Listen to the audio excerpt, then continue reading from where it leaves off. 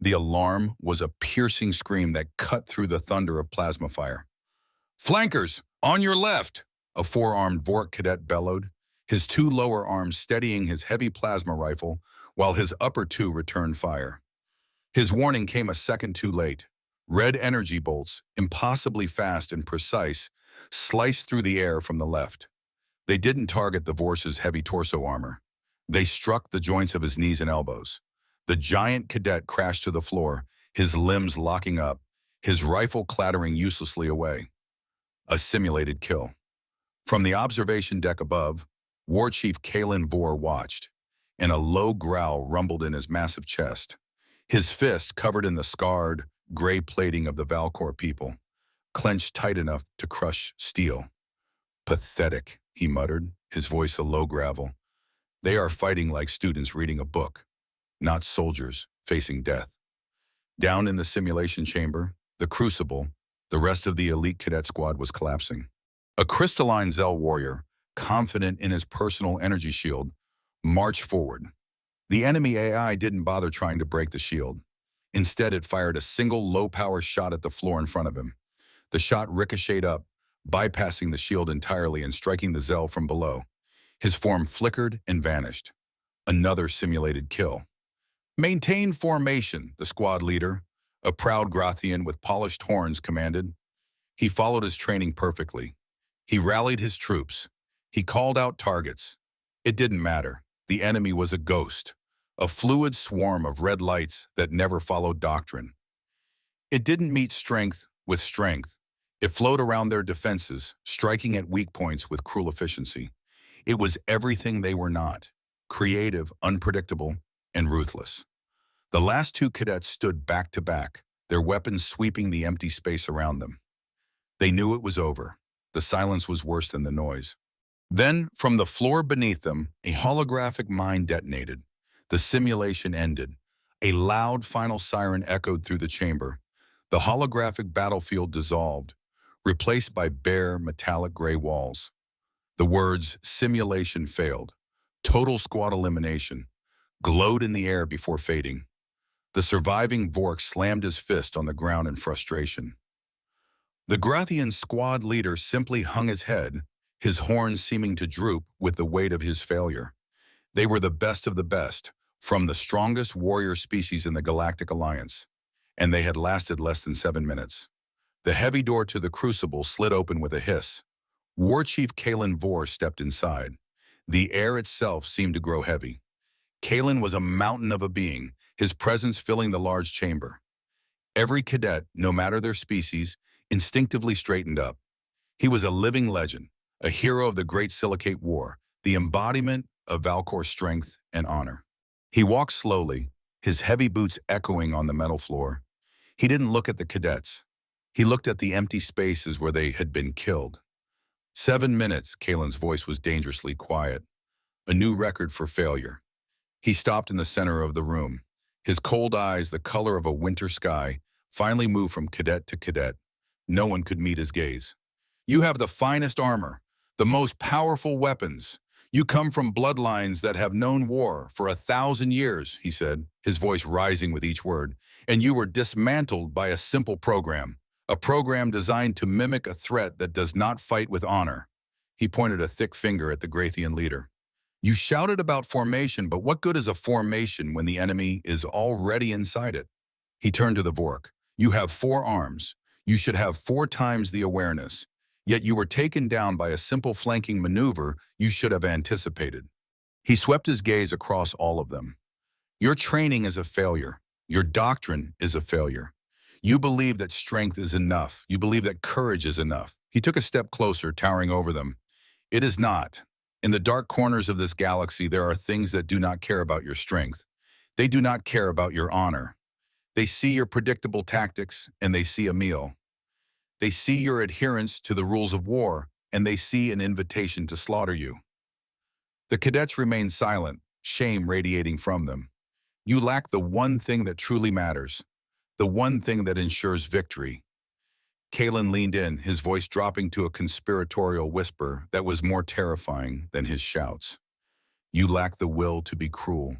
the instinct to not just defeat your enemy, but to utterly crush them, to break their spirit as well as their bodies. He straightened up, his shadow falling over them all.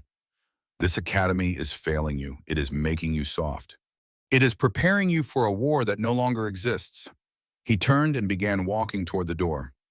Just before he exited, he paused. Everything you have learned until now is useless, he declared to the silent room. Tomorrow, your real education begins. I will personally forge you into the weapons this galaxy needs. Whether you survive the process is up to you. The door hissed shut, leaving the cadets alone in the cold, silent chamber with the echoes of their failure. War-Chief Kaelen Vor did not request a meeting. He strode into the high command briefing room as if he owned it, his heavy footsteps a drumbeat of anger. The circular chamber was empty except for one man standing before the central holographic display, Commander Zorik. Zorik was a Xylan, a species known for their slender frames and calm demeanor, but his quiet authority commanded more respect than any warrior's roar. He didn't turn as Kaelen entered. He simply stared at the large, rotating seal of the Galactic Alliance glowing in the air. The simulation report is already on your datapad, Kaelen, Zorik said, his voice even. I assume you are not here to discuss the details. Details? Kalen's voice was a harsh bark. There are no details, only total, humiliating failure. Your methods are creating pampered students, not warriors. He stopped beside Zorik, his massive frame dwarfing the commander's. The galaxy is not a classroom. Our enemies will not give them a passing grade for effort. They will give them death.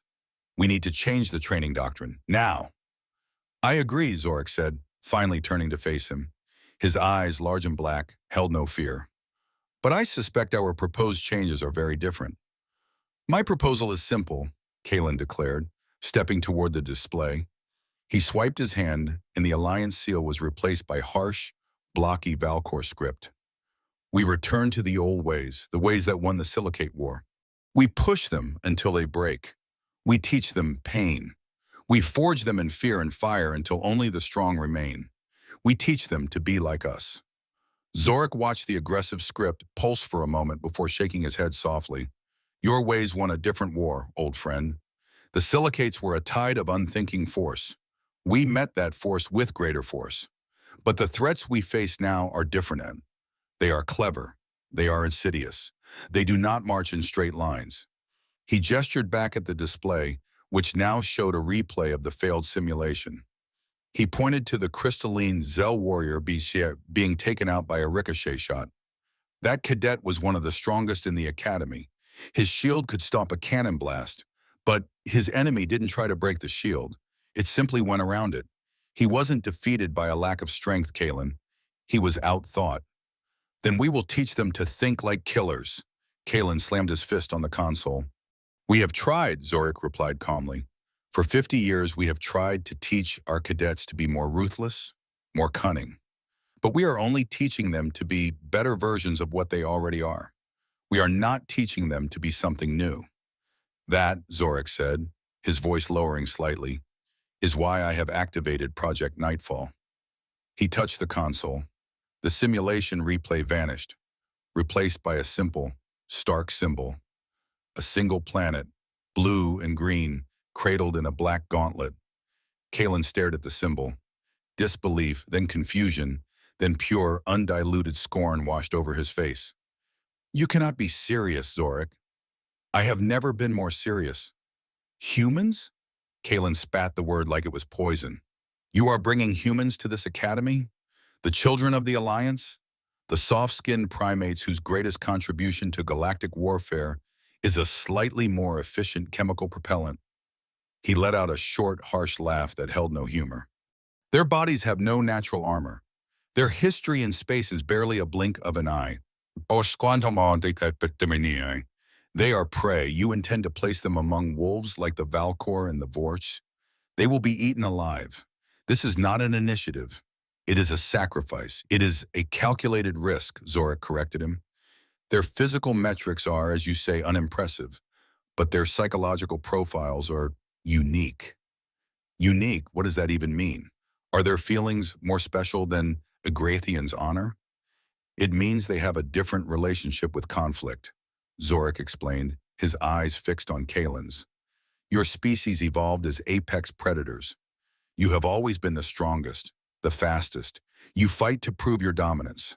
Humans evolved as prey that refused to die. They were not the strongest, so they had to be the most clever. They were not the fastest, so they had to be the most enduring. They did not fight for honor, Kaelen. For millennia, they fought simply to survive another day against things that should have killed them. Their entire history is one long, desperate battle against overwhelming odds. Kaelen was unmoved. A history of desperation is not a history of victory. They are a weak link, a liability. I will not have my academy's reputation tarnished by this sentimental nonsense. It is not your academy, Zorik's voice turned to steel. It was a quiet reminder of who was in command.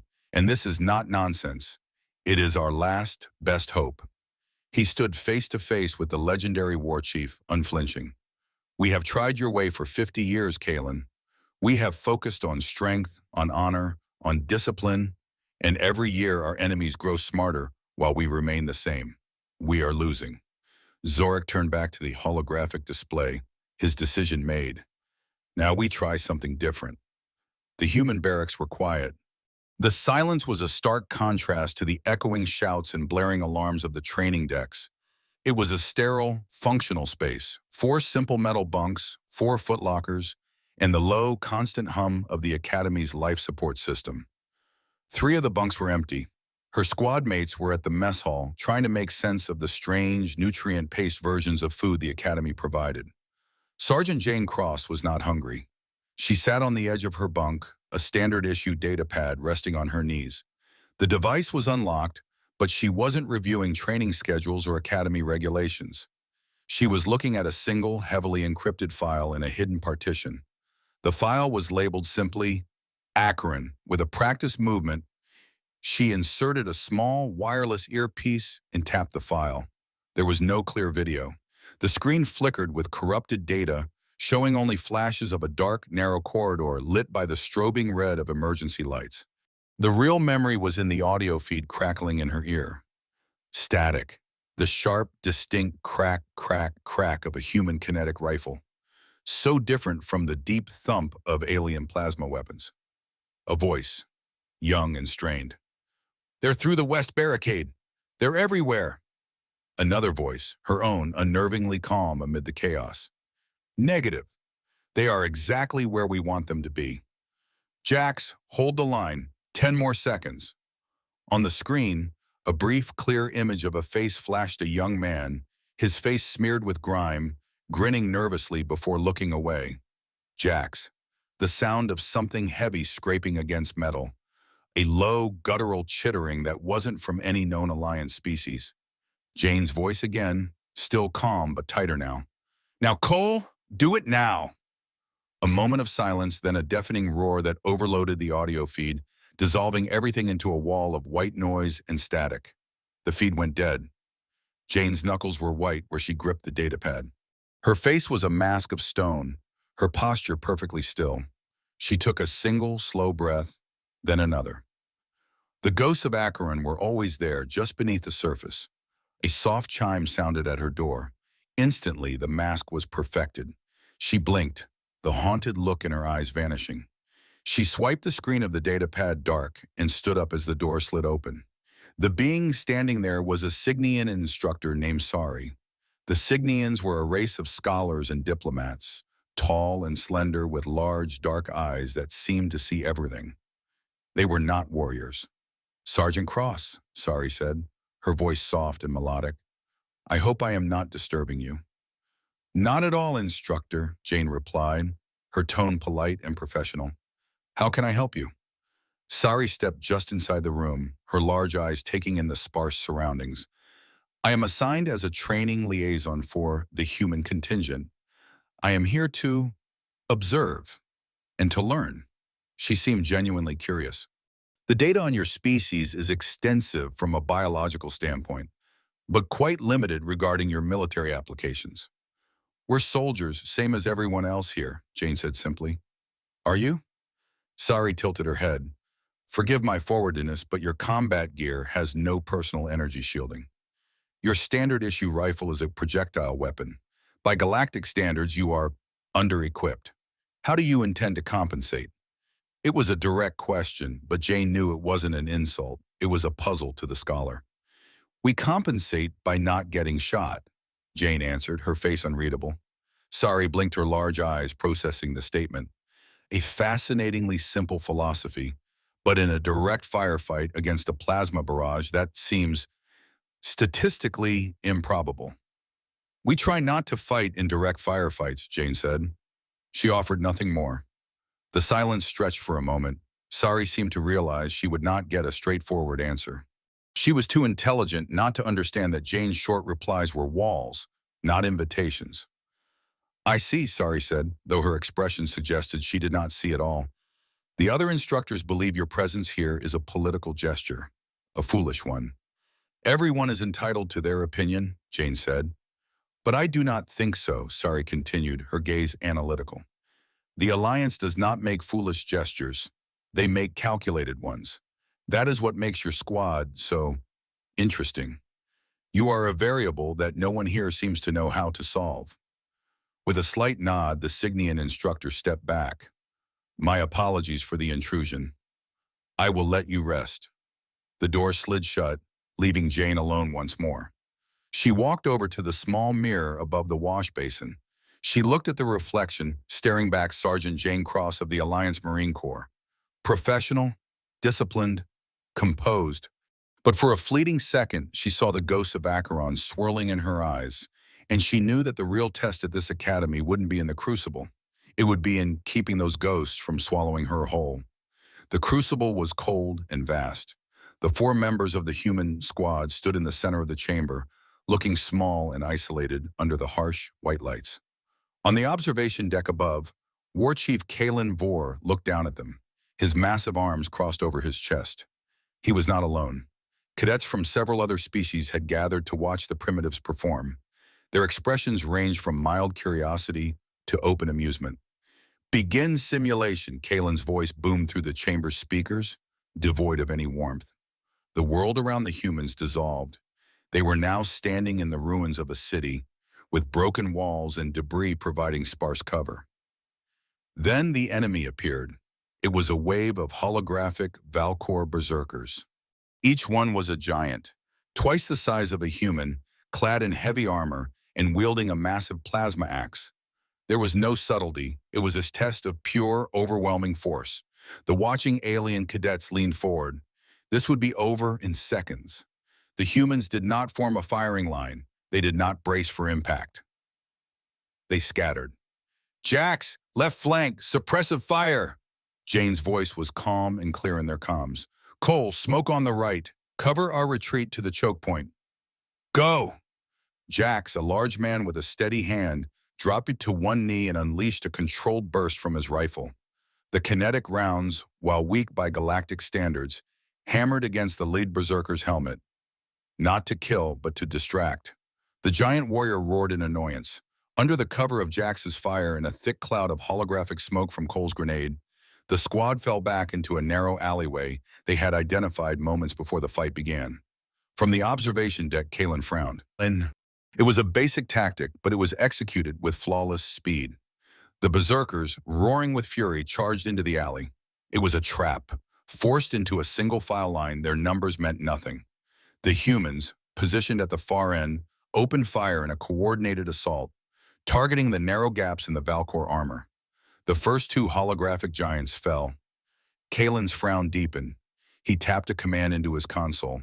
Simulation AI, increase pressure, add heavy units. From the rooftops above the alley, 2 new figures appeared.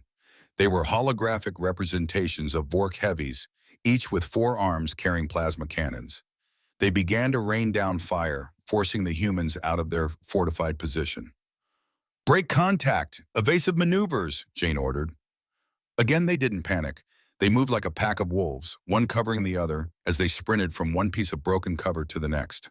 They were always moving, always communicating, always making the enemy work for every inch of ground.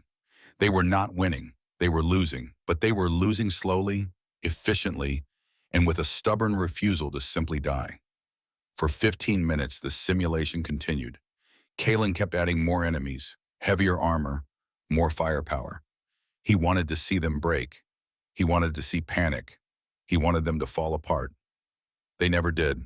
They fought until the last. Jax was finally cornered and taken down while covering the others.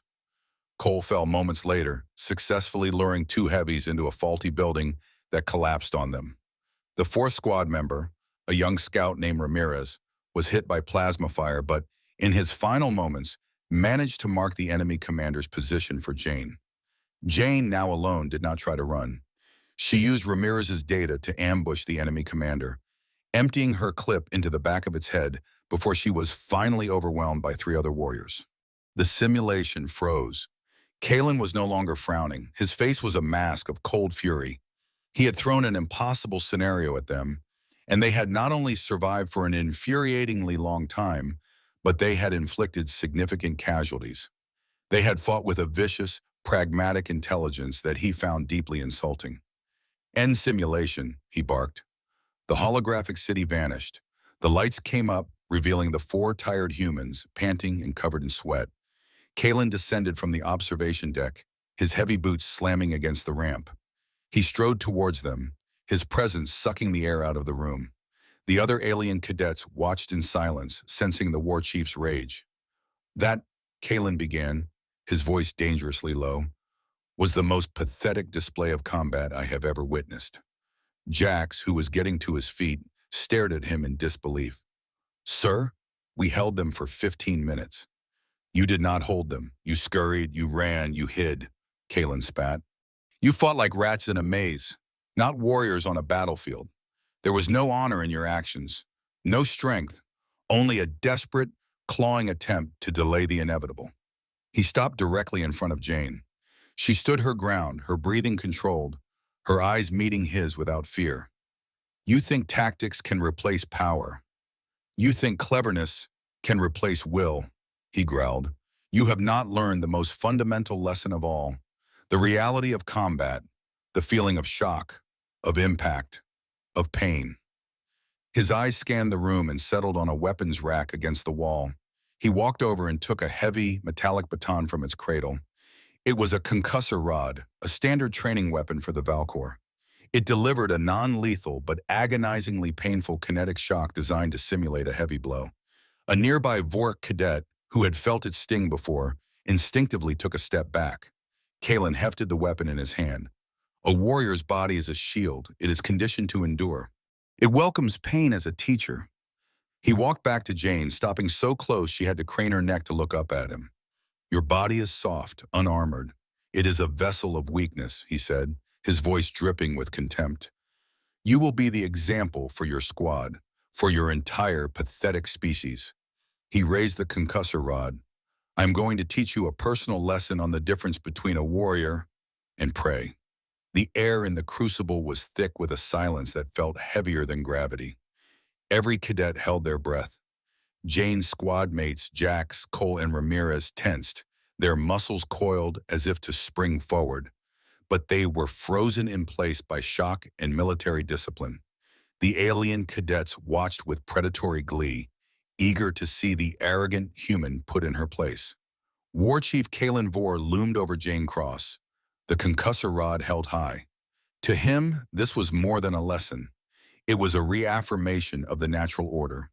Strength commanded, weakness obeyed. This small, soft creature would learn her place. "Let this be your first and final lesson in real pain," he growled. He didn't wait for a response. With a roar that was pure Valkor fury, he brought the weapon down. It was not a simple swing. It was a precise, devastating overhead strike perfected through centuries of his species' dominance in combat.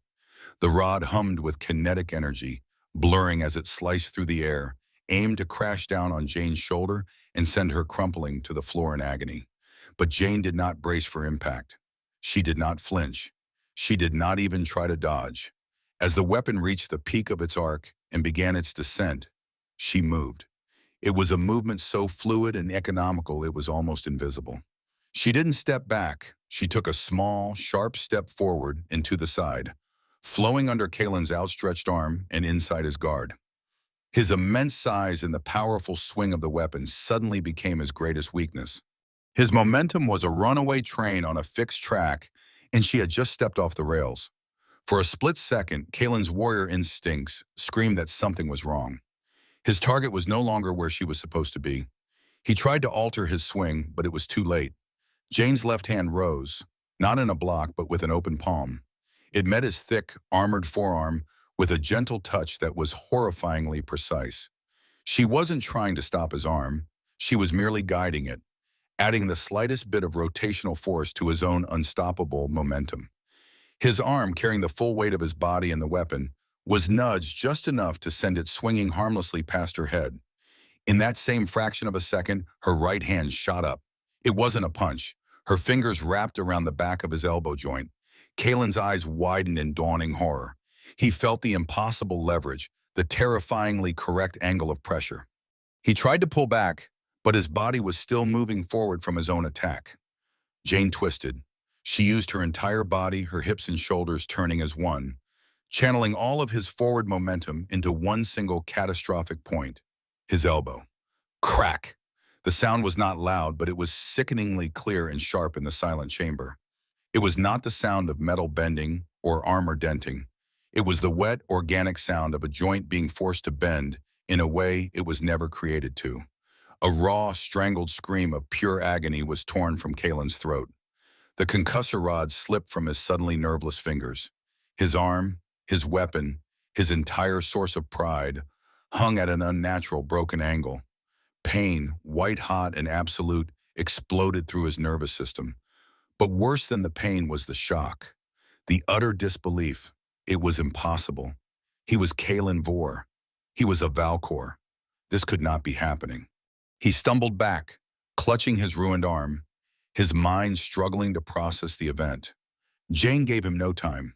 As the concussor rod fell, her hand darted out and caught it in midair. Her grip was sure and steady, as if she had trained with the weapon her entire life. She took one silent step forward, closing the distance he had created. He saw her coming, a small, blurry shape through his haze of pain. He tried to raise his other arm to defend himself, but he was too slow, his movements clumsy and panicked. Jane did not swing the rod in a wide arc. She did not use it like a club. She held it in a reversed grip, and with the same cold, terrifying efficiency as before, she jabbed the metallic end forward. It wasn't a blow to his head or his chest. It was a quick, hard thrust into a major nerve cluster on the side of his massive torso, a spot that Valkor anatomy left surprisingly unguarded. The kinetic shock from the rod was designed to overwhelm the nervous system. For Kaelen, the effect was instantaneous. His muscles seized, his vision went white. The last sound he heard was a collective gasp from the dozens of onlookers. His legs gave out from under him, and the legendary War-Chief Kaelen Vor, hero of the Silicate War, crashed to the floor of the crucible like a felled tree. He lay there twitching, his formidable body defeated not by overwhelming power, but by a flawless and brutal understanding of his own weaknesses. Silence. Absolute suffocating silence. The only sound was the faint hum of the chamber's lights. Jane's squad mates stared, their mouths agape. The alien cadets who had been sneering moments before now looked as if they had just witnessed a ghost. Their understanding of the universe had been turned upside down. Jane Cross stood over the fallen form of the war chief. She looked at his twitching body for a moment, her expression unreadable. Then she opened her hand and let the concussor rod fall to the floor. It landed with a sharp clatter, the sound echoing through the vast, silent room. She looked up, not at her squad, but at the stunned faces of the other cadets watching from the sidelines. Her voice, when she spoke, was not loud, but it cut through the silence like a shard of glass. He wanted to teach a lesson about the consequences of weakness, she said, her voice steady and cold. I have demonstrated the consequences of arrogance. She paused for a beat, letting the words sink in. The lesson is over. The stunned silence in the crucible was broken not by applause or condemnation, but by the sound of heavy, rhythmic footsteps. Two members of the Academy's internal security force, clad in the stark black armor of their office, marched onto the floor. They were hooligans, a species known for their unwavering adherence to rules and their complete lack of sentiment. They did not go to the fallen war chief. They walked directly to Jane Cross. Her squad mates took a collective, involuntary step forward, but Jane gave them a subtle shake of her head. It was a command. They stopped, their faces a mixture of confusion and anger. Sergeant Jane Cross, the lead security officer stated, his voice a flat monotone. You are to come with us. Jane offered no resistance. She simply nodded, turned, and walked between the two guards as they escorted her from the chamber. She didn't look back. The last image the other cadets had was of the small human being led away, leaving the legendary Kaelen Vor unconscious on the floor behind her. The room she was taken to was small, circular, and cold. There was a single metal table in the center, bolted to the floor. A single bright light hummed overhead. There were no windows. It was a room designed to make you feel small and isolated. Jane sat at the table, her back straight, her hands resting calmly in her lap, and waited. After 10 minutes, the door slid open. Commander Zorik entered, followed by two other senior officers. One was a Grathian with a concerned expression. The other was a Valkor, his gray, plated face set in a grim scowl of pure fury. His uniform identified him as Captain Grorn, Kaelen's second in command. Zorik took the seat opposite Jane. The others remained standing, like sentinels at a trial. It was Grorn who spoke first, his voice vibrating with barely suppressed rage. Sergeant Cross, you are here to explain your unprovoked and savage assault on War-Chief Kaelen Vor, a decorated hero of this alliance. You crippled him. You dishonored him in front of the entire academy. Jane's expression did not change. She looked past Grorn and addressed Commander Zorik directly. Sir, she said, her voice calm and even, my actions were a direct and measured response to the war chiefs. To understand them, I request you play the security footage from the Crucible, main overhead angle, and my own helmet cam, if you please. Zorik nodded to the Grathian officer who tapped a command into a datapad. The air above the center of the table shimmered, and a high-fidelity hologram of the training floor appeared. It showed the scene just as Kaelen raised the concussor rod. Freeze image, Jane said. Her voice took on the quality of an instructor giving a lecture. Note the weapon, a Type 3 concussor rod. As per Academy Safety Protocol 22.4, the use of this device at full power on any unarmored, Class C biological such as a human is strictly forbidden outside of a declared lethal force scenario. War-Chief Vor was not in danger, I was. At this exact moment, he escalated a training exercise into a direct and potentially lethal threat. Captain Grorn opened his mouth to object, but Zorik raised a hand to silence him. Continue, Sergeant. Play footage. Slow motion. 50%, Jane commanded. The hologram moved. Kaelen swung the rod in a powerful arc. Pause here. The war chief is a master of his form, but his style is based on overwhelming power. Note the full extension of his arm and his forward momentum. He is tactically overcommitted. His balance is focused entirely on the point of impact, leaving his flank and center exposed for 1.2 seconds. She looked up from the frozen image. He assumed I would either block the strike or be hit by it. He did not account for a third option. Play, she said. The image moved again. Her holographic self flowed inside Kaelen's guard. Pause. My response was not a strike. It was a redirection. I used his own momentum against him. This is a core principle of human combat. Never meet force with force. It is inefficient. You flow around it and guide it where you want it to go. The Grathian officer leaned forward, his eyes wide with fascination. Grorn just scowled. Play. Pause. The hologram showed the moment her hand secured his elbow. Here. With his momentum redirected, his arm was locked in a singular trajectory. The elbow joint became the weakest point in the entire structure. The force required to hyperextend the joint was minimal.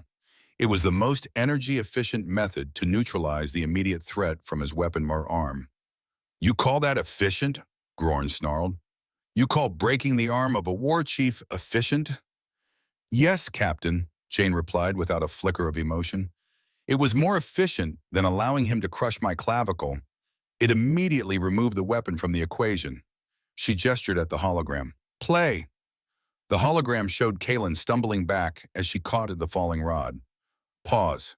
With his primary weapon arm disabled, the war chief, due to his size and Valcor physiology, was still a significant physical threat. My own safety was not yet guaranteed. The concussor rod, now disarmed from him, presented the nearest available tool for total incapacitation. A strike to a major nerve plexus, such as the one on the lower torso, is the standard Alliance-approved procedure for subduing a larger, aggressive opponent without causing lasting internal damage. It is faster and far safer for both parties than attempting to strike the head or deliver repeated body blows. She finished her analysis. The hologram showed Kaelen collapsing to the floor. Jane leaned back in her chair slightly, her work done. She looked at the three stunned officers. Every action I took was a reaction to an action he initiated, she stated simply. He chose the time. He chose the place. He chose the weapon. He created the tactical problem. She met Zorek's intense gaze, and for the first time, a flicker of something hard and cold showed in her eyes. I just solved it. The silence in the interrogation room was a physical thing. Captain Grorn's mouth was slightly open, his angry retort dying in his throat before it could be formed. He had come here expecting to verbally crucify a disrespectful cadet. Instead, he had been given a cold, logical lecture on his own commander's tactical failings. He had no response. The Grathian officer, Velt, kept looking from the frozen hologram to Jane, his expression one of pure, unadulterated fascination. It was Commander Zorek who finally broke the silence. He stared at Jane, but his gaze had changed. He was no longer looking at a problem to be managed. He was looking at an answer to a question he hadn't fully known how to ask. Your tactical assessment is flawless, Sergeant, Zorek said slowly. But it does not explain the how. That level of response, that coolness under extreme duress, that is not taught in basic training. He leaned forward slightly. Who are you, Sergeant Cross? Before Jane could answer, Zorek turned to Officer Velt. Access the Alliance Central Military Archives, he commanded, his voice leaving no room for argument. I want Sergeant Cross's complete service record. Unseal file designation 7 Alpha Acheron. He paused and looked directly at Grorn. Authorization code Zorek Omega Prime. Captain Grorn snapped out of his stupor. Commander, you cannot. That file is sealed under the Colonial Defense Act. It requires Joint Council-level clearance. It details a total strategic loss. I am aware of its classification, Captain. Zorek's voice was ice. And the security and continued effectiveness of this academy are my responsibility. I need to understand who and what I have brought within these walls. Open the file, Velt. The Grathian officer swallowed hard, his fingers flying across his datapad. The hologram in the center of the table flickered, and the image of the crucible was replaced by a stark black interface with a single pulsing red icon labeled Classified. Velt entered the final authorization code. The icon unlocked with an audible click, and the file opened. It was not a neat summary. It was a chaotic collection of raw data, after-action reports, and fragmented sensor logs. The first thing to appear was text, stark and white. Incident reference at Kaelen Vor. Classification, total strategic loss. Status, colony overrun. Planet quarantine. Grorn flinched as if struck. He had studied famous victories, not total losses. Then more data filled the screen. Alliance Unit, 7th Marine Pathfinders. Effective strength, 12 members. Mission, First Contact and Reconnaissance. Opposing force, O4. Unknown. Estimated strength, 600 plus biological signatures. O for behavioral analysis. Hive intelligence. Swarm tactics. Extreme aggression. Zorek's eyes narrowed. A recon team of 12 had stumbled into a hive of over 600 hostiles. It was a death sentence. A crackling audio file began to play automatically. It was full of static and terror. Command, this is Pathfinder Actual. They're through the perimeter. They're ignoring conventional suppressive fire. They just keep coming. Keep. A different voice. Younger. They got Cole. Oh, gods. They tore him apart. Then a third voice cut through the panic, cold and clear as a winter morning. It was Jane's. All stations, this is Cross. Actual is down. I have command. Forget holding the line. We are now on a delay and bleed protocol. Make them pay for every single inch. Jax, you have point.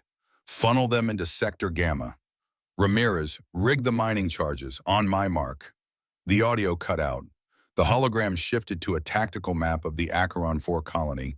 It was a horrifying sight. A massive spreading tide of red icons. The enemy was pouring into the small settlement. And standing against that tide were 12 tiny blue dots.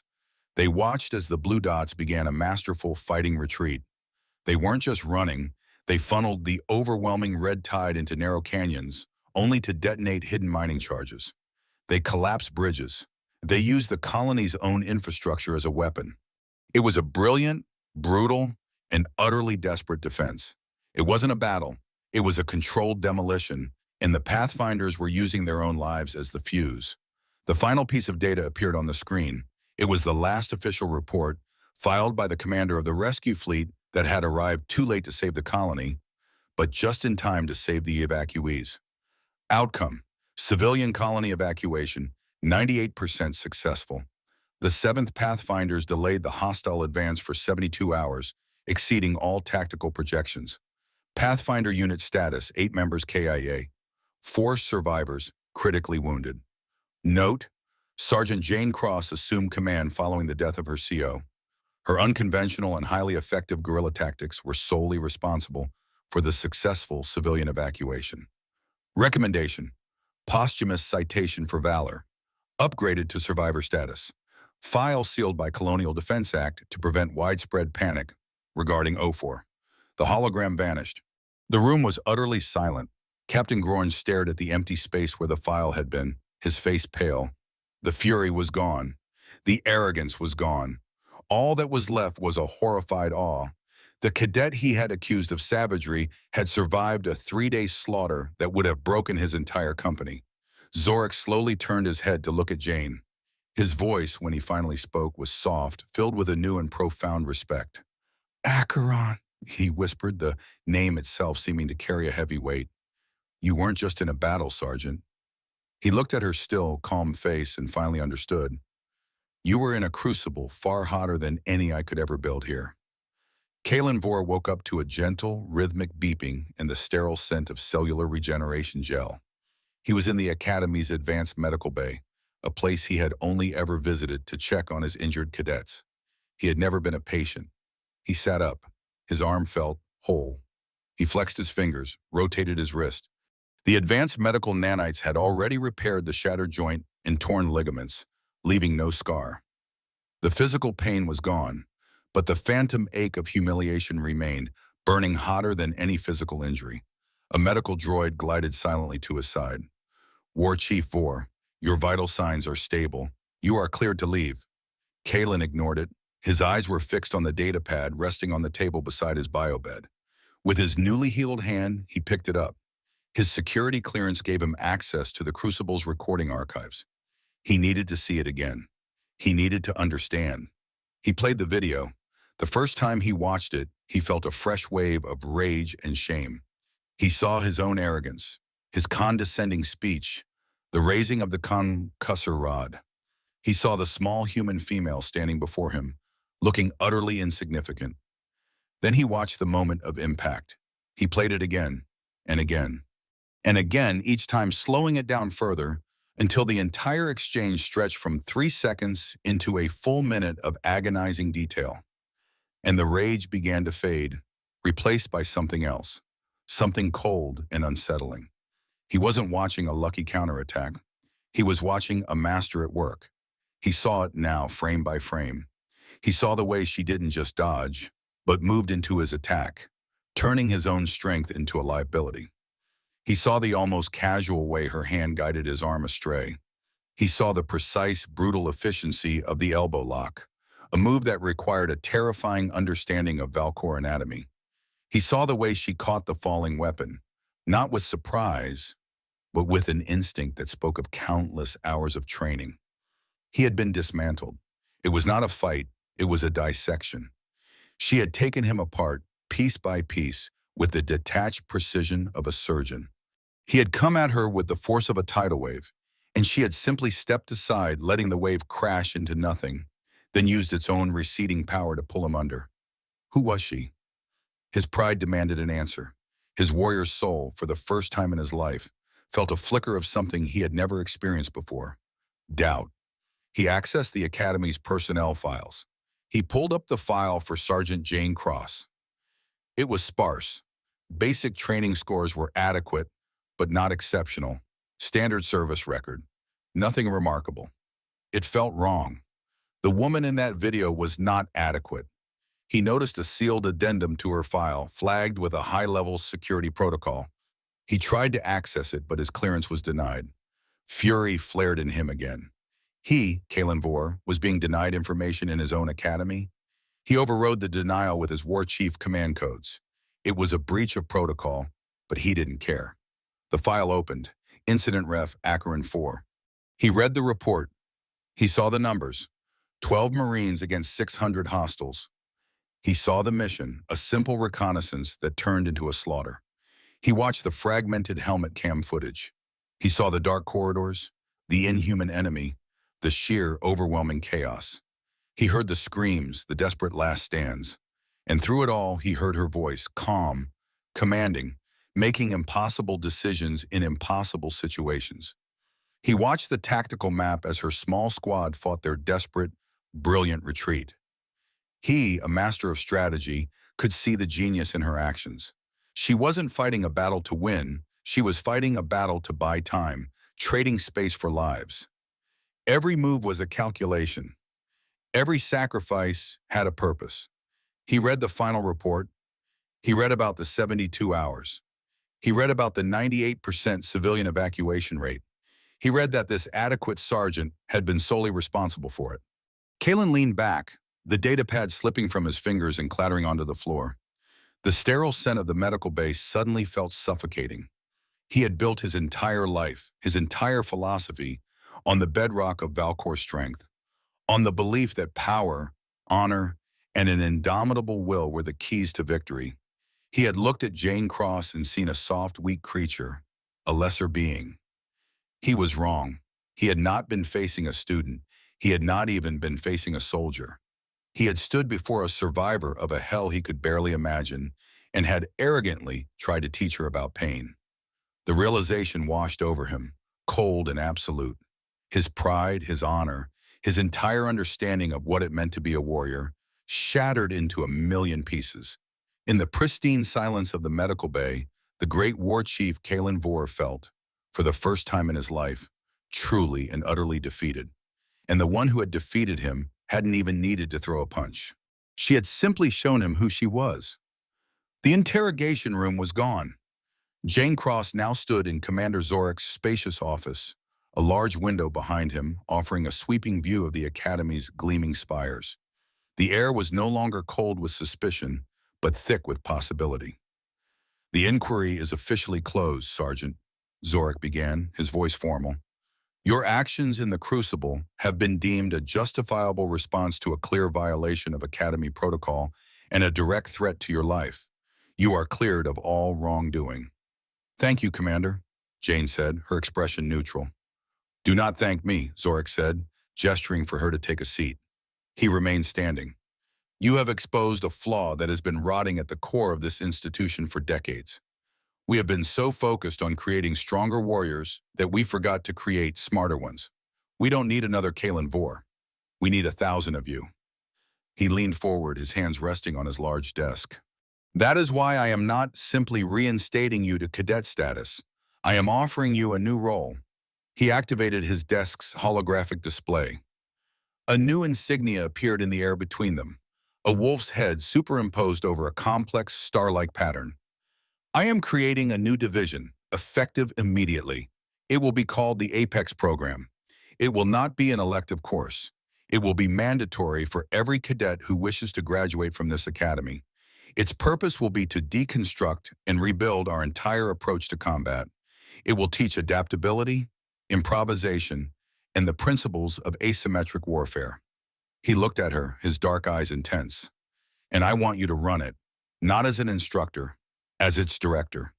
You will have full authority to design the curriculum, select your teaching staff, and rewrite our doctrine from the ground up." Jane was silent for a long moment. This was not what she wanted. She was a soldier. Her place was on the front lines, fighting threats, not in an academy teaching theory. "Sir," she said slowly, "with all due respect, I am a sergeant, not a professor. My skills are best used in the field." "Are they?" Zorik countered gently. "In the field, you can win a battle. Here, you can win the entire war before it even starts. You can be a sword sergeant, an excellent one, I have no doubt. Or you can be the forge that creates 1,000 swords, each one as sharp as you. The choice is yours." He let the words hang in the air. Jane looked out the window at the sprawling academy, at the thousands of cadets from dozens of worlds. She thought of Acheron. She thought of how many more might have survived if they had known how to fight not harder but smarter. She looked back at Zorik, a new quiet determination in her eyes. "I accept, Commander." 3 months later, the Crucible no longer looked like a sterile arena. It had been transformed. It was now a labyrinth of shifting walls, darkened tunnels, and complex multi-level structures. It was a place designed to reward cleverness, not just brute force. Jane Cross stood before her first class of the Apex program. The cadets gathered before her were a diverse mix. There was Sari, the Signian scholar, her datapad already active, ready to absorb every piece of information. There were hulking Vork warriors and proud Grothians, their usual arrogance replaced by a quiet, watchful respect. They had all seen the footage. They all knew who she was. "Forget everything you thought you knew about a fair fight," Jane began, her voice echoing slightly in the large space. "A fair fight is a tactical failure. Your goal is not to meet your enemy's strength. Your goal is to make their strength irrelevant." She pointed to her own head. "This is your primary weapon. Everything else, your rifle, your armor, your natural abilities, is a secondary tool. If you don't use this first, you will die. It's that simple." As she was about to continue, the main door to the Crucible slid open. The entire class turned. A single figure stood silhouetted in the doorway. He was a Valkor, tall and powerful, but he seemed smaller than they remembered. It was Kaelen Vor. He was no longer wearing the decorated uniform of a war chief. He was dressed in the simple, rankless gray fatigues of a basic cadet. The fire of arrogance in his eyes had been extinguished, replaced by a quiet, burning intensity. It was the look of a man who had lost everything and was determined to rebuild himself from the ashes. He walked forward with purpose, his footsteps echoing through the now silent chamber. He did not look at the other cadets. His eyes were fixed only on Jane. He stopped 5 meters in front of her, and, with a precision that was deeply ingrained, he came to attention and delivered the crisp, formal salute of a student to an instructor. "Instructor Cross," Kaelen said, his voice quiet but firm and clear. All the rage was gone. "Requesting permission to join the class." The cadets stared, stunned into absolute silence. A living legend, a war chief, was asking to become a student of the very person who had defeated him. Jane looked at Kaelen for a long, silent moment. She saw the broken pride in his eyes, but she also saw a flicker of something new, a genuine desire to learn. She saw a warrior willing to sacrifice his own ego for the sake of becoming better. She gave a single, sharp nod. "Find a spot, cadet." The main command center of the academy hummed with quiet efficiency. On the central holographic display, charts and graphs showed a dramatic upward trend. "The results are undeniable," Commander Zorik said, a note of deep satisfaction in his voice. He and Jane stood before the display, observing the data. "Graduation rates for mixed species squads are up 30%. Combat effectiveness scores in complex simulations have nearly doubled. The Apex program is working, Director Cross." "The cadets are learning to rely on each other's strengths instead of just their own," Jane replied, watching a live feed of Kaelen and a small Grothian cadet working together to solve a tactical problem in the Crucible. "They're learning to think." As Zorik was about to respond, a piercing, high-priority alert cut through the room. The performance charts vanished, replaced by a flashing red communication request from Alliance Deep Space Fleet Command. Zorik's expression turned grave. On screen, the face of a grim-looking human admiral appeared. "Zorik," he said, wasting no time on pleasantries. "We have a situation. We lost contact with the scout ship Odyssey on the Outer Rim 12 hours ago. What happened? Zorik asked. We just received its final corrupted data burst, the Admiral said. He forwarded the file. A blurry image of a strange, biomechanical ship appeared on the hologram. It was jagged, asymmetrical, and looked more like it was grown than built. Then a second screen showed energy signatures and debris analysis. Jane's blood ran cold. She knew those patterns. The Odyssey was destroyed, the Admiral stated grimly. Analysis of the debris confirms the aggressor vessel is a positive match for the unknown hostile encountered during the Acheron 4 incident. The room felt suddenly colder. The threat from Jane's past was no longer a ghost. It was real, and it was out there. They're back, Jane said, her voice a low whisper. Yes, Zorik said, his eyes dark with worry as he looked at the hostile ship's projected trajectory. It seems the storm has found its way to our doorstep. He turned and looked out the command center's viewport, down at the training grounds below where a new generation of warriors was being forged. Jane followed his gaze. She saw Kaelen teaching a younger cadet how to find cover. She saw Sari showing a Vork how to analyze enemy patrol patterns. They were not just a class anymore. They were a single, cohesive unit. They were ready. Jane's voice was steady, filled with a purpose that had been forged in the fires of Acheron. That's why we are here, Commander, she said, to teach them how to fight in the storm. And that is where the story of Jane Cross and the Apex program truly begins. Their war for survival, and that of the entire galaxy, has only just begun. If you want to hear what happens next in the coming war, if you want to follow the rest of this story, make sure you hit that like button and subscribe to the channel. Your support is what allows us to continue exploring the galaxy and telling these tales. Thanks for listening.